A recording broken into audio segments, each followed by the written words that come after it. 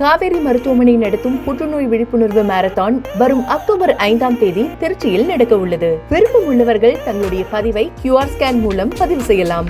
தமிழ்நாட்டின் 32வது டிஜிபியாக கடந்த 2 ஆண்டுகளாக பணியாற்றி ஓய்வு பெறும் சங்கர் ஜிவாலுக்கு இன்று காவல்துறை மரபுப்படி பிரிவு உபச்சார விழா நடைபெறுகிறது.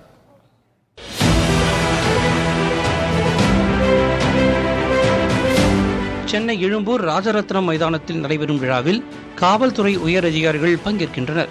காவல்துறையில் சங்கர் ஜிவால் ஆற்றிய சீரிய பணிகள் சிலவற்றை பார்க்கலாம்.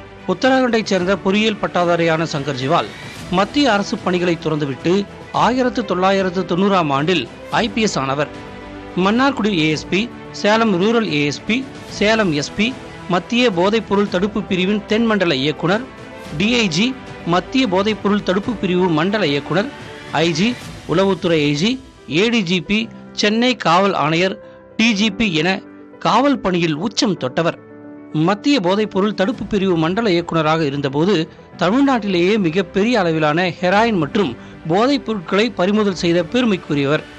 ஈச்சலான்கள், பூட்டிய வீடுகளை SMS மூலம் கண்காணிப்பது, தமிழ்நாட்டின் ஒருங்கமைக்கப்பட்ட குற்ற புலனாய்வு பிரிவை நிறுவியது, மாநில புலனாய்வு பிரிவுகளின் தொழில்நுட்ப கண்காணிப்பு திறனை நவீனமயமாக்கியது உள்ளிட்ட சீரிய பணிகளை மேற்கொண்டார். சென்னையின் போக்குவரத்து சீர்திருத்தங்கள் மற்றும் திட்டங்களின் சொந்தக்காரர் சங்கர் ஜிவால்.